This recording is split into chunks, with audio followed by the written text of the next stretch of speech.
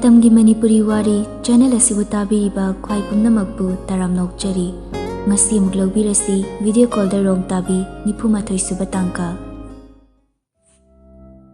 tumdaba mi haudokpa lui haibadu chumli tasengna tumba oirabadi amuk kaubada tadrabasu anirak ahumlak kaubadadi soidana tagani tumdaba mi oibana hanjin hanjin kaurabasu tadabani taruina tashinadrabani khangloina khangsinadrabani tasengna khangdaba ma oiramlabasu Sylviana uttiba mawong matau kayasina khara makhaidi khangba ngamgani adubu nganbadi khangna khangna una khanglaroi uraroi tararoi haiduna tashin usinadrabani matam mana shumna hokibana thakiba exam gi results su haidok toba kuidre haiduna pakhatnabasu yawnari exam gi results fajadradi wakal nungairoi results khangdringaida chak chana hausi nungaithausi haina nungaithopasu yawnari mayam sigi manungda Rebecca hoi chingkai hoisu makoi amuktang pullaga chak chana hausi hainari makoi ani wari sabagi haina bawani mamanabi singdadi haidri numidang du chak tokla matung Rebecca ga chingkai gasu wari saduna chak chana bagi wa hainarami nupa makaina nangna horo nupi makaiduna aina horagi is nupa sadana nangna ko chenchen dana hauduini ne kaino aina chelaga hauduina ti phone gi matamni phone de loina haiduini kaino number leitaba kanguna kamdauba mathang pau haina jani aikhoi loina chana gadaba nate aikhoi khara khakni kaino kanana taminarak phoi kai chanaradi mi yamani mi yamdabida aikhoi close aina loina ba khara khak chana se hoine adu wadi yaiba nupagi budi ai haurage yengage naw boisu chak chana sena da leibani aina exam haidokpa numit oina chana se haibani haurubada adum yarakani hoi hauro ngan bisu hauro mabu yarakadra khangdine thabak chilena da leibani unage fofangdrema ado hairagadi yengo hairagadi yengdoini kai thabak subainu chille haiduna ngan bana mayamagi dukan chatpani adugini o adu ersu mayam punma numitudi masu matam kaithokpa yai kaino hairaga yengage ado haujikan ngan bise kana koirige kaigino sum hangbanida aisu asengmudi khangde mai hanagido hanjinabadi mali khangdida handakti thoina punre o handakti aisu thabakita soksira khangde exam ga pass tawrakladi admission tawbagi paisa changdo lerabanina thabak su dragadi nange admission phak tawbinaba mi leitraba leitre aduna ni thabak sugi haise chingkhaina thabak sugi hairakpaduda Rebecca di nungaijade nushiba kaubanina sarangna na hairei suro adugane aigi paisa du singo nangi karamba paisa kauramani ne chingkai su khangdi bani magi damak Rebecca na hotnabiba mayam se Rebecca da phagi oina hairei mateng tobo paisa bu amuk handana loge hairisibu kaino lauduni nangwandaidi yaroida nangi sidi nasana chaba pot othoklaga amuk hanjana chabaga chap manare tudi tukache o bagaina nangna palhili natro ho aidine aigi paisa du singwa haijabni kaino mateng pangbikiba pukiba selse handana singnadi haise khangdru nang aduna karamba loda yawba sina aigi my life my law haba subject ki chapter number 1 da yawbani mina pirakpa aina puruba pot amata singba yade haina adugumba subject tu dine aidi thengnadri tamsu tamakte aduna khangde ai khangdaba yarui aina hoji harisini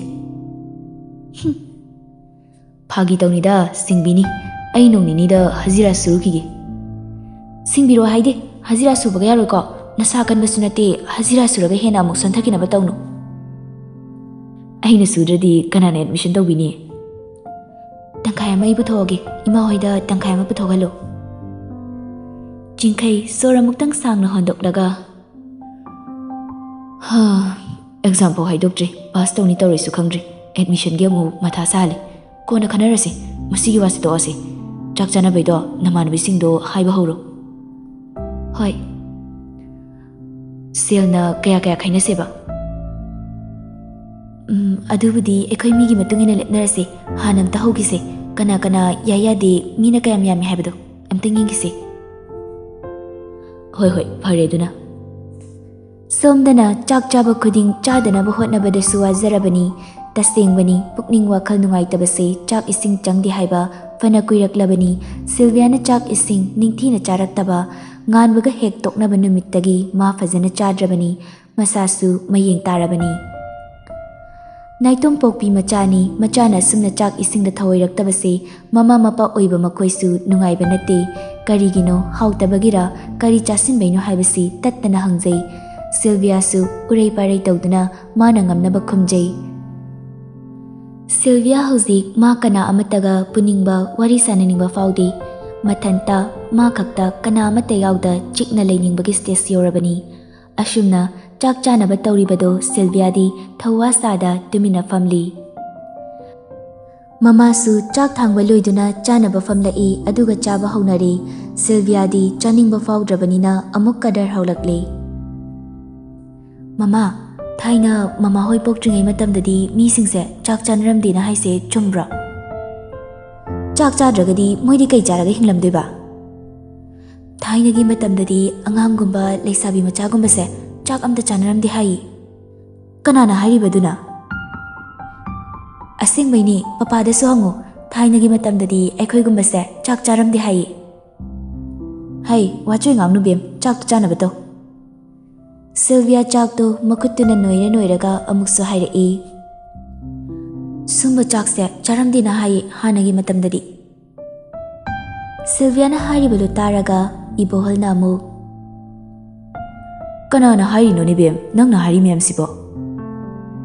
Mi ahal sing na hari ni papa hoi pokringai matamgi ni papa na khanglui.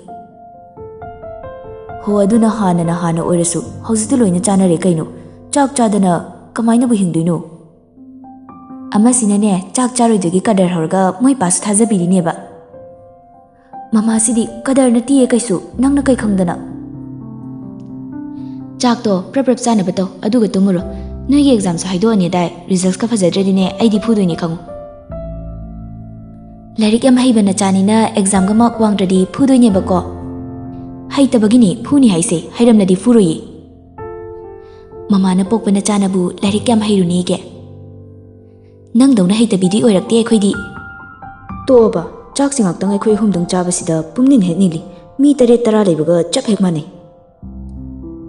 Mapana haribadu Sylviana khumlai. Mi yamdabagi yamama laline. Nangsune kadar tawar lernu charo yadri phibamgadu mayeng yamna tare. Bem awoibani nang papana harise handakti nang mayeng yamna tare.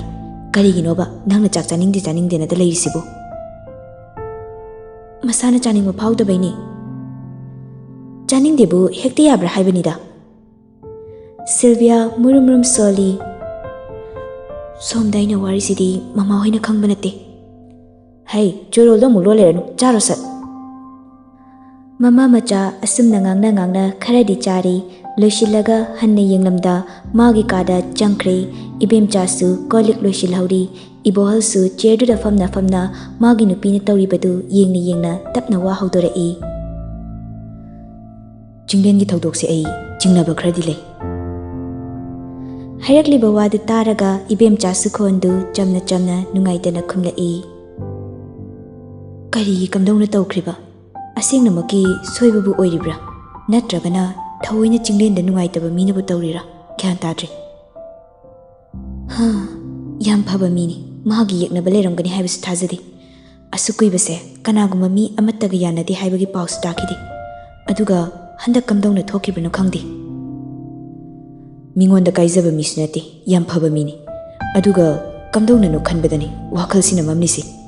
Tasengna accident adu thokpadi mande. Kanaguma migi khusin mali. Aina jingnaba khradile. Karigumba aina jingnariba misina oiramlabadi karigidamak jinglenda tainariba. Hayrakliba ibohalgi waduda ibem chasu jinglana hairai. Karigumba moina oiramlabadi mara leitaba icham chamba jinglenda phaw asumna tawbire. Makoina singliba aikhoidana kamdauba. Mama wakhal amta phagino. Wakhal phaba nate tumpok haiba nupado yamna phattaba nupani. Ma kaigumba aikhoidasu laman khumgi honaraklabadi aigi chabi amna kamdauba. Mama nang bab tomta phaginuda ꯑꯩꯈꯣꯏꯒꯤ ꯀꯔꯤ era ꯂꯩꯗꯅ ꯑꯩꯈꯣꯏꯗ ꯂꯃꯟ ꯈꯨꯝꯗꯣꯏꯅꯣ? ꯊꯥꯏꯅ ꯑꯩꯈꯣꯏ ꯄꯥꯈꯪ ꯂꯩꯁꯥ ꯑꯣꯏꯔꯤꯉꯩꯗ ꯈꯔ ꯈꯖꯤꯛ ꯅꯨꯡꯉꯥꯏꯅꯈꯤꯗꯕꯒꯤꯕꯨ ꯍꯧꯖꯤꯛ ꯏꯆꯥ ꯂꯩꯔꯕ ꯃꯇꯝꯁꯤꯗ ꯂꯃꯟ ꯈꯨꯝꯕ ꯍꯧꯅꯔꯤꯕ꯭ꯔꯥ ꯍꯥꯏꯕꯅꯤ꯫ ꯃꯣꯏꯄꯥ, ꯏꯆꯥ ꯂꯩꯕ ꯂꯩꯇꯕ ꯋꯥ ꯅꯠꯇꯦ꯫ ꯃꯗꯨꯒꯤ ꯇꯣꯡꯄꯣꯛ ꯍꯥꯏꯕ ꯔꯟꯖꯤꯠ ꯍꯥꯏꯕ ꯅꯨꯄꯥꯁꯤꯡꯗꯣ ꯀꯌꯥꯝ ꯐꯠꯇꯦ ꯍꯥꯏꯕ ꯃꯣꯏꯄꯥꯁꯨ ꯈꯪꯂꯤꯗꯨꯅꯤ꯫ ꯃꯉꯣꯟꯗ ꯈꯤꯇꯪ ꯍꯦꯟꯖꯤꯜꯂꯨꯕ ꯁꯣꯏꯔꯨꯕ ꯌꯥꯕ ꯅꯨꯄꯥ ꯅꯠꯇꯦ꯫ ꯃꯕꯨꯛꯇꯨꯗ ꯐꯠꯇꯕ ꯈꯜꯂꯒ ꯃꯤ ꯍꯥꯠꯇꯣꯏꯒꯤ ꯐꯨꯗꯣꯏꯒꯤ ꯑꯋꯥꯕ ꯇꯥꯍꯟꯗꯣꯏꯒꯤꯗ ꯇꯧꯔꯤꯗꯨꯅꯤ꯫ ꯐꯔꯦꯁꯦ, ꯇꯣꯛꯂꯁꯤ, ꯇꯨꯝꯅꯕ ꯇꯧꯔꯁꯤ, ꯂꯣꯏꯁꯤꯜꯂꯣ ꯅꯪꯒꯤꯗꯣ꯫ ꯃꯥꯒꯤ ꯇꯣꯡꯄꯣꯛ ꯍꯥꯏꯕ ꯅꯨꯄꯥꯗꯨꯗ ꯊꯦꯡꯅꯍꯟꯕꯤꯗꯕ꯫ ꯋꯥꯊꯤ ꯉꯥꯡꯒꯅꯨ, ꯕꯦꯝꯅ ꯇꯥꯔꯒ ꯑꯃꯨꯛ ꯋꯥꯍꯪ ꯄꯥꯎꯍꯪ ꯇꯧꯔꯛꯀꯅꯤ꯫ ꯇꯥꯔꯣꯏ, ꯉꯁꯥꯏꯅ ꯇꯨꯝꯂꯝꯃꯅꯤ꯫ ꯐꯔꯦ, ꯑꯩ ꯊꯣꯛꯑꯦ, ꯅꯪꯁꯨ ꯂꯣꯏꯁꯤꯜꯂꯣ, ꯑꯗꯨꯒꯅꯦ ꯕꯦꯝꯇꯣ ꯑꯝꯇ ꯌꯦꯡꯂꯝꯃꯨ꯫ ꯍꯣꯏ ꯍꯣꯏ꯫ ꯑꯁꯨꯝꯅ ꯏꯕꯣꯍꯜꯁꯨ ꯊꯣꯛꯈ꯭ꯔꯦ, ꯏꯕꯦꯝꯆꯥꯁꯨ ꯀꯣꯜꯂꯤꯛ ꯂꯣꯏꯁꯤꯜꯂꯝꯂꯒ ꯃꯍꯧꯁꯥꯒꯨꯝ ꯃꯥꯅ ꯇꯨꯝꯕ ꯆꯪꯗ꯭ꯔꯤꯉꯩ ꯃꯆꯥꯒꯤ ꯀꯥꯗ ꯂꯥꯛꯇꯨꯅ ꯌꯦꯡꯁꯤꯟꯕꯒꯨꯝ ꯉꯁꯤꯁꯨ ꯃꯆꯥꯒꯤ ꯀꯥꯗ ꯀꯥꯔꯛꯏ꯫ ꯁꯤꯜꯚꯤꯌꯥꯁꯨ ꯑꯗꯨ ꯃꯉꯥꯏ, ꯉꯥꯟꯕꯒꯤ ꯐꯣꯇꯣ ꯌꯦꯡꯕ, ꯉꯥꯟꯕꯒ ꯔꯥꯖꯀ ꯋꯥꯔꯤ ꯁꯥꯟꯅꯕꯒꯤ ꯔꯦꯀꯣꯔꯠ ꯇꯧꯁꯤꯟꯍꯧꯕ ꯑꯗꯨ ꯇꯥꯕ, ꯑꯗꯨꯒ ꯀꯞꯆꯕ, ꯇꯨꯝꯂꯝꯗꯥꯏ ꯈꯨꯗꯤꯡ ꯁꯦꯠ ꯁꯣꯡ ꯇꯥꯔꯒ ꯀꯞꯅ ꯀꯞꯅ ꯇꯨꯝꯈꯤꯕ, ꯃꯁꯤꯅ ꯃꯥꯒꯤ ꯅꯨꯡꯇꯤꯒꯤ ꯇꯧꯗ ꯌꯥꯗ꯭ꯔꯕ ꯃꯊꯧ ꯑꯃ ꯑꯣꯏꯔꯝꯃꯤ꯫ ꯉꯥꯟꯕꯒꯤ ꯅꯝꯕꯔꯗ ꯃꯦꯁꯦꯖꯇꯤ ꯊꯥꯕꯗꯤ ꯉꯝꯖꯗ, ꯉꯥꯟꯕꯅ ꯑꯣꯟꯂꯥꯏꯟ ꯂꯩꯕ ꯎꯔꯒ ꯀꯅꯥꯒ ꯁꯥꯟꯅꯔꯝꯗꯣꯏꯅꯣ ꯈꯟꯅ ꯊꯃꯣꯏ ꯑꯗꯨ ꯆꯥꯛꯅ ꯌꯦꯡꯂꯤ꯫ ꯀꯅꯥ ꯑꯃꯒꯁꯨ ꯃꯦꯁꯦꯖ ꯊꯥꯅꯕ ꯅꯠꯇꯦ, ꯃꯤꯅ ꯊꯥꯔꯛꯂꯕꯁꯨ ꯍꯜꯂꯨꯗꯦ꯫ ꯉꯥꯟꯕꯅ ꯑꯣꯟꯂꯥꯏꯟ ꯂꯩꯕꯒꯤ ꯆꯣꯡꯊꯣꯛꯄ ꯑꯗꯨ ꯃꯨꯟꯅ ꯌꯦꯡꯗꯨꯅ ꯂꯩ꯫ ꯃꯥꯒ ꯋꯥꯔꯤ ꯁꯥꯟꯅꯔꯝꯂꯗꯤ, ꯃꯥꯒ ꯇꯦꯛꯁ ꯊꯥꯅꯔꯗꯤ ꯈꯟꯅ ꯏꯕꯦꯝꯆꯥꯁꯨ ꯃꯆꯥꯕꯨ ꯇꯨꯝꯅꯕ꯭ꯔꯥ ꯍꯥꯏꯅ ꯀꯧꯔꯒ ꯆꯪꯉꯛꯏ꯫ ꯕꯦꯝ, ꯕꯦꯝ, ꯇꯨꯝꯃꯕꯣ ꯅꯪꯕꯣ? ꯃꯃꯥꯒꯤ ꯈꯣꯟꯖꯦꯜ ꯇꯥꯕꯗ ꯁꯤꯜꯚꯤꯌꯥ ꯌꯦꯡꯂꯝꯕ ꯐꯣꯟꯗꯨ ꯃꯣꯟ ꯃꯈꯥꯗ ꯁꯠ ꯏꯟꯁꯤꯟꯈꯤ, ꯑꯗꯨꯒ ꯀꯥꯡꯈꯜ ꯑꯗꯨ ꯊꯥꯗꯨꯅ ꯁꯦꯝꯖꯤꯜꯂꯤ꯫ ꯇꯨꯝꯗ꯭ꯔꯤꯕꯣ? ꯑꯩꯗꯤ ꯅꯪ ꯇꯨꯝꯂꯝꯃꯗ꯭ꯔꯥ ꯈꯜꯂꯨꯔꯦ꯫ ꯇꯨꯝꯗ꯭ꯔꯤ, ꯇꯨꯝꯃꯗꯧꯅꯦ꯫ ꯍꯣꯔꯦꯟ ꯑꯍꯤꯡ ꯆꯥꯛ ꯂꯥꯝꯃꯛꯑꯗꯤꯅꯦ ꯍꯦꯛ ꯀꯨꯝꯊꯔꯒ ꯆꯥꯎꯀꯣ, ꯆꯥꯛ ꯂꯥꯝꯕ ꯈꯥꯡꯖꯤꯟꯒꯅꯨ, ꯅꯪ ꯅꯁꯥꯗꯣ ꯃꯌꯦꯡ ꯌꯥꯝꯅ ꯇꯥꯔꯦ, ꯃꯃꯥ ꯅꯨꯡꯉꯥꯏꯇꯦꯕ꯫ ꯍꯣꯏ ꯃꯃꯥ꯫ ꯀꯩꯗꯧꯕ ꯌꯥꯎꯒꯦꯕ ꯅꯪꯅ ꯆꯥꯛꯀ ꯆꯥꯅꯤꯡꯕ ꯐꯥꯎꯗ꯭ꯔꯤꯁꯦ? ꯍꯥꯏꯅ ꯆꯪꯁꯤꯜꯂꯛꯏ꯫ ꯁꯤꯜꯚꯤꯌꯥꯁꯨ ꯀꯥꯡꯈꯜꯒꯗꯨ ꯌꯥꯞꯁꯤꯟꯕ ꯂꯣꯏꯔꯗꯨꯅ ꯍꯤꯞꯊꯔꯛꯏ꯫ ꯀꯩꯒꯤꯅꯣꯕ ꯕꯦꯝ? ꯀꯩꯝ ꯇꯧꯗꯤꯌꯦ, ꯁꯨꯝ ꯆꯥꯅꯤꯡꯗꯕꯩꯅꯦ꯫ ꯅꯣꯡ ꯐꯥꯗꯣꯛ ꯆꯥꯅꯤꯡꯗꯕꯅ ꯆꯥꯅꯤꯡꯗꯕꯅꯤ, ꯅꯨꯡꯇꯤꯒꯤꯕꯨ ꯁꯨꯝ ꯆꯥꯅꯤꯡꯗꯦ ꯍꯥꯏꯔꯤꯁꯤꯕꯨ ꯀꯩꯅꯣ ꯃꯤ? ꯁꯤꯜꯚꯤꯌꯥꯁꯨ ꯅꯣꯛꯂꯒ, ꯃꯃꯥꯁꯤꯗꯤꯕ ꯆꯥꯅꯤꯡꯗꯦ ꯍꯥꯏꯕ, ꯑꯗꯨꯒꯤꯅꯤ꯫ ꯐꯩ ꯐꯩ, ꯇꯁꯦꯡꯅ ꯆꯥꯅꯤꯡꯗꯕꯕꯨ ꯑꯣꯏꯔꯕꯗꯤ꯫ ꯌꯥꯔꯦ, ꯇꯨꯝꯃꯨꯔꯣ ꯆꯠꯂꯣ꯫ ꯀꯩꯅꯣ ꯅꯃꯥꯏꯒꯗꯣ ꯉꯥꯡꯂꯤꯁꯤꯅ? ꯀꯞꯄꯤꯔꯣ ꯀꯩꯅꯣ ꯃꯤ? ꯃꯈꯨꯠ ꯑꯗꯨ ꯏꯟꯁꯤꯟꯗꯨꯅ ꯁꯤꯜꯚꯤꯌꯥꯒꯤ ꯃꯃꯥꯏꯗ ꯅꯥꯟꯗꯨꯅ ꯌꯦꯡꯂꯛꯏ꯫ ꯕꯦꯝ, ꯅꯪ ꯀꯩꯗꯧꯔꯒꯦ ꯃꯤ? ꯃꯃꯥꯅ ꯁꯨꯝꯅ ꯅꯨꯡꯁꯤꯅ ꯍꯪꯂꯛꯄꯁꯤꯗ ꯁꯤꯜꯚꯤꯌꯥꯁꯨ ꯃꯄꯨꯛꯅꯤꯡ ꯅꯨꯡꯁꯤꯕ ꯐꯥꯎꯔꯗꯨꯅ ꯈꯥꯝꯕ ꯅꯪꯗ ꯃꯄꯤ ꯑꯗꯨ ꯇꯞꯅ ꯇꯞꯅ ꯁꯤꯟꯊꯔꯛꯏ꯫ ꯃꯇꯧ ꯑꯗꯨꯗ ꯏꯕꯦꯝꯆꯥꯁꯨ ꯉꯛꯂꯗꯨꯅ ꯃꯆꯥꯒꯤ ꯃꯄꯤ ꯇꯩꯊꯣꯛꯄꯤꯗꯨꯅ ꯍꯪꯂꯛꯏ꯫ ꯕꯦꯝ, ꯅꯪ ꯀꯔꯤ ꯅꯨꯡꯉꯥꯏꯇꯕ ꯂꯩꯒꯦ? ꯃꯃꯥꯗ ꯁꯦꯡꯅ ꯍꯥꯏꯌꯨ, ꯏꯆꯥꯅ ꯅꯨꯡꯉꯥꯏꯇꯕꯒꯤ ꯃꯔꯝꯁꯦ ꯀꯔꯤꯅꯣ? ꯁꯤꯜꯚꯤꯌꯥ ꯍꯤꯞꯂꯤꯕꯗꯨ ꯍꯧꯒꯠꯂꯛꯏ, ꯑꯗꯨꯒ ꯃꯅꯥꯛꯇ ꯐꯝꯂꯤꯕꯤ ꯃꯃꯥꯗ ꯀꯣꯟꯁꯤꯟꯗꯨꯅ ꯉꯥꯏꯍꯥꯛꯇꯤ ꯄꯦꯟꯅ ꯀꯞꯊꯣꯛꯏ꯫ ꯅꯍꯥꯟ ꯃꯈꯩꯗꯤ ꯀꯟꯅ ꯀꯞꯄꯁꯨ ꯉꯝꯗ ꯃꯃꯥ ꯍꯣꯏ ꯈꯪꯈꯤꯅꯤ ꯄꯥꯈꯠꯄꯒꯤ ꯈꯥꯡꯖꯤꯟꯗꯨꯅ ꯂꯩꯔꯛꯄꯅꯤ꯫ ꯑꯗꯨꯕꯨ ꯉꯁꯤꯗꯤ ꯈꯥꯡꯕ ꯉꯝꯗ ꯃꯃꯥꯕꯨ ꯀꯣꯟꯗꯨꯅ ꯀꯞꯊꯣꯔꯛꯏ꯫ ꯏꯕꯦꯝꯆꯥꯁꯨ ꯃꯆꯥꯅ ꯑꯁꯨꯝꯅ ꯇꯧꯔꯛꯄꯁꯤꯗ ꯀꯩꯗꯧꯔꯕꯅꯣ ꯈꯟꯅ ꯇꯠꯇꯅ ꯍꯪꯂꯤ꯫ ꯁꯤꯜꯚꯤꯌꯥꯁꯨ ꯃꯃꯥꯕꯨ ꯀꯣꯟꯗꯨꯅ ꯉꯥꯏꯍꯥꯛꯇꯤ ꯍꯤꯛ ꯂꯥꯎꯅ ꯀꯞꯊꯣꯛꯏ, ꯑꯗꯨꯕꯨ ꯒ꯭ꯌꯥꯟ ꯂꯥꯛꯄ ꯃꯤꯀꯨꯞꯇ ꯑꯃꯨꯛ ꯏꯀꯥꯏꯖꯕ ꯐꯥꯎꯔꯛꯏ꯫ ꯀꯔꯤ ꯃꯔꯝꯒꯤꯅꯣ ꯃꯥꯅ ꯀꯞꯂꯤꯁꯦ ꯍꯥꯏꯕꯗ ꯃꯔꯝꯗꯨ ꯁꯦꯡꯅ ꯍꯥꯏꯕ ꯉꯝꯂꯣꯏ ꯇꯁꯦꯡꯅ꯫ ꯆꯤꯡꯂꯦꯟꯕꯨ ꯅꯤꯡꯁꯤꯡꯂꯒ ꯅꯨꯡꯉꯥꯏꯇꯕ ꯐꯥꯎꯗꯕꯁꯨ ꯅꯠꯇꯦ꯫ ꯃꯃꯥꯗ ꯀꯣꯜꯂꯤꯕꯗꯨ ꯊꯥꯗꯣꯛꯂꯒ ꯇꯞꯅ ꯍꯥꯏꯔꯛꯏ꯫ ꯃꯃꯥ, ꯑꯩ ꯁꯔꯗꯨ ꯌꯥꯝꯅ ꯅꯤꯡꯁꯤꯡꯉꯦ꯫ ꯁꯤꯜꯚꯤꯌꯥꯕꯨ ꯏꯕꯦꯝꯆꯥꯅ ꯅꯨꯡꯁꯤꯅ ꯃꯀꯣꯛꯇ ꯅꯥꯜꯂꯒ ꯍꯥꯏꯔꯛꯏ꯫ ꯈꯟꯖꯤꯜꯂꯅꯨꯁꯦ, ꯇꯨꯝꯅꯕ ꯇꯧꯔꯣ꯫ ꯈꯟꯖꯤꯟꯗꯨꯅ ꯁꯨꯝ ꯀꯥꯎꯊꯣꯛꯄ ꯉꯝꯗ꯭ꯔꯕꯗꯤ ꯋꯥꯈꯜ ꯅꯨꯡꯉꯥꯏꯕ ꯉꯝꯂꯔꯣꯏ꯫ ꯅꯪꯗꯤ ꯑꯉꯥꯡ ꯑꯣꯏꯔꯤ, ꯋꯥꯈꯜ ꯌꯥꯝꯅ ꯈꯟꯗꯨꯅ ꯅꯁꯥꯕꯨ ꯋꯥꯍꯟꯕ ꯍꯧꯅꯗꯦ꯫ ꯐꯔꯦ, ꯇꯨꯝꯊꯣꯛꯑꯣ, ꯈꯟꯖꯤꯜꯂꯨꯔꯅꯨꯀꯣ꯫ ꯍꯥꯏꯅ ꯃꯆꯥꯕꯨ ꯇꯨꯝꯍꯜꯂꯝꯂꯒ ꯊꯣꯛꯈ꯭ꯔꯦ꯫ ꯁꯤꯜꯚꯤꯌꯥꯁꯨ ꯃꯥꯒꯤ ꯍꯧꯅꯕꯤ ꯃꯅꯥꯗ ꯏꯌꯔꯄꯤꯁ ꯍꯥꯞꯈ꯭ꯔꯦ꯫ ꯁꯣꯝꯗꯅ ꯉꯥꯟꯕ ꯇꯨꯝꯕ ꯌꯥꯗꯦ ꯍꯥꯏꯗꯨꯅ ꯃꯄꯥꯟꯗ ꯊꯣꯛꯂꯛꯇꯨꯅ ꯄꯥꯈꯪ ꯃꯆꯥꯁꯤꯡꯅ ꯄꯨꯟꯅ ꯐꯝꯗꯨꯅ ꯂꯩꯕ ꯂꯩꯀꯥꯏꯒꯤ ꯂꯝꯄꯥꯛꯇꯨꯗ ꯊꯣꯛꯂꯛꯏ, ꯑꯗꯨꯒ ꯃꯥꯁꯨ ꯃꯌꯥꯝꯅ ꯐꯝꯂꯤꯕꯗꯨꯒꯤ ꯃꯔꯛꯇ ꯌꯥꯎꯔꯝꯃꯤ꯫ ꯅꯨꯄꯥꯁꯤꯡꯗꯨꯁꯨ ꯐꯣꯟ ꯑꯃꯃꯝꯒ ꯃꯥꯒꯤ ꯃꯅꯥꯗ ꯍꯥꯞꯇꯨꯅ ꯋꯥꯔꯤ ꯁꯥꯟꯅꯔꯤ, ꯒꯦꯝ ꯀꯥꯡꯕꯨꯅ ꯒꯦꯝ ꯁꯥꯟꯅꯔꯤ, ꯐꯝꯂꯕꯁꯨ ꯇꯨꯃꯤꯟꯅ ꯂꯩꯊꯣꯛꯇꯦ ꯍꯥꯏꯗꯨꯅꯤ ꯃꯥꯒꯤ ꯑꯣꯏꯕ ꯃꯊꯧ ꯇꯧꯅꯔꯤ꯫ ꯉꯥꯟꯕꯁꯨ ꯁꯦꯂꯤꯒ ꯋꯥꯔꯤ ꯁꯥꯟꯅꯔꯝꯃꯤ꯫ ꯉꯁꯤꯗꯤ ꯏꯁꯧ ꯇꯧꯅꯗꯕꯤꯗ ꯋꯥꯔꯤ ꯁꯥꯁꯦ ꯐꯖꯅ꯫ nang si sau tong na wado haira kanu dudi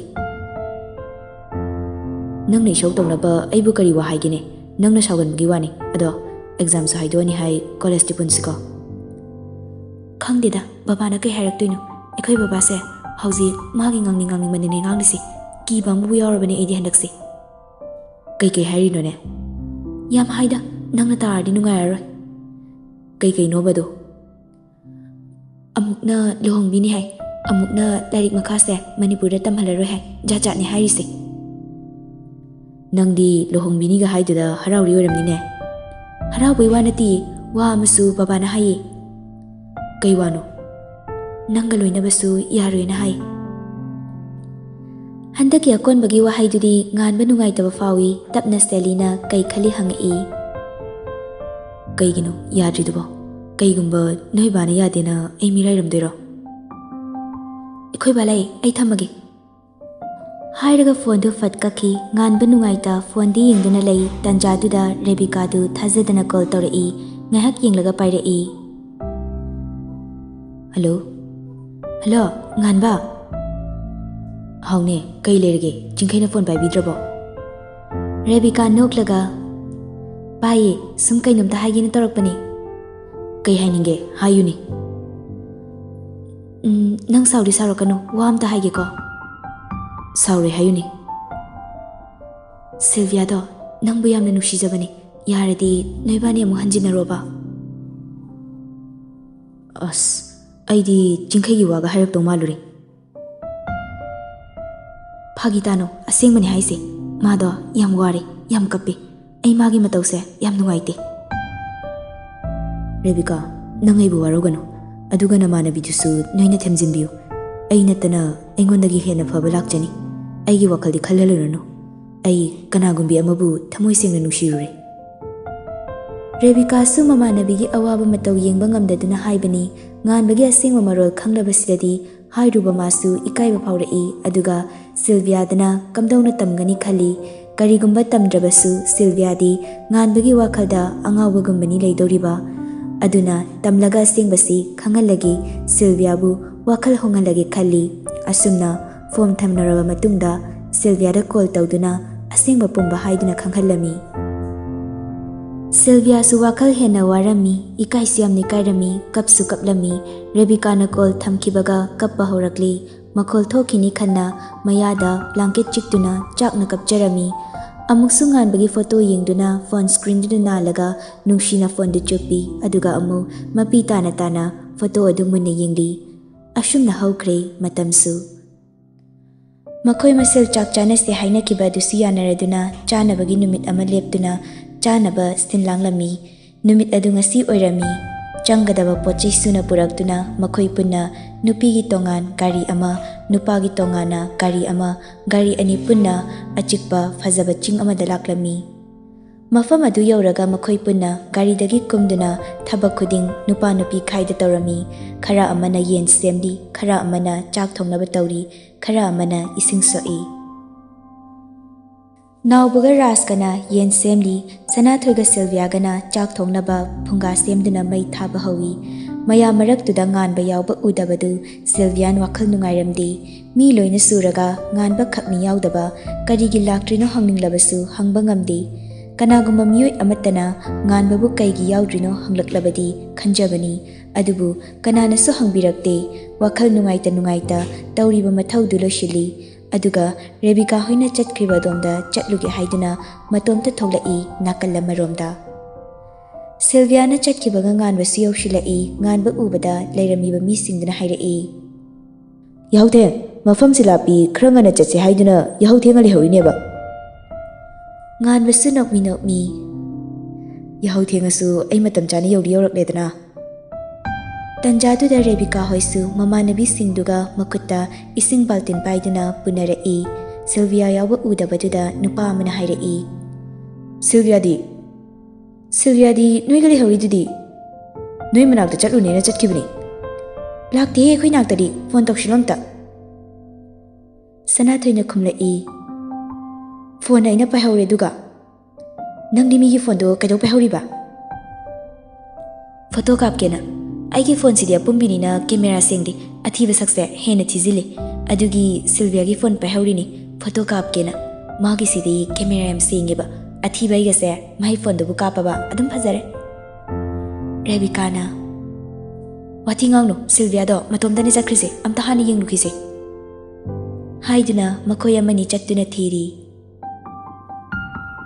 ꯁꯣꯝꯗꯅ Sylvia ꯆꯤꯡꯅꯨꯡꯗꯨꯗ ꯂꯝꯕꯤ ꯃꯥꯏꯀꯩ ꯈꯪꯗ ꯉꯥꯎꯗꯨꯅ ꯁꯨꯝ ꯆꯪꯁꯤꯜꯂꯛꯄꯗ ꯃꯥꯏꯀꯩ ꯈꯪꯗꯕ ꯎ ꯃꯈꯜ ꯃꯈꯜ ꯍꯧꯕ ꯑꯁꯣꯡꯕ ꯃꯐꯝ ꯑꯃꯗ ꯀꯤꯅ ꯀꯤꯅ ꯆꯠꯐꯝ ꯈꯪꯗꯅ ꯂꯩꯔꯤ ꯀꯗꯣꯝꯗꯅꯣ ꯆꯠꯐꯝ ꯂꯝꯕꯤ ꯍꯥꯏꯅ ꯁꯨꯝ ꯂꯩꯗꯨꯅ ꯌꯦꯡꯂꯛꯄꯗ ꯃꯈꯥꯗ ꯆ꯭ꯔꯦꯛ ꯆ꯭ꯔꯦꯛ ꯂꯥꯎꯕ ꯃꯈꯣꯜ ꯇꯥꯏ ꯍꯥꯏꯅ ꯌꯦꯡꯊꯔꯨꯕꯗ ꯂꯤꯟ ꯑꯃ ꯁꯥꯡꯅ ꯇꯤꯡꯗꯨꯅ ꯃꯀꯣꯛꯇꯨꯅ ꯁꯤꯜꯚꯤꯌꯥꯗ ꯌꯦꯡꯈꯠꯇꯨꯅ ꯂꯩꯔꯝꯃꯤ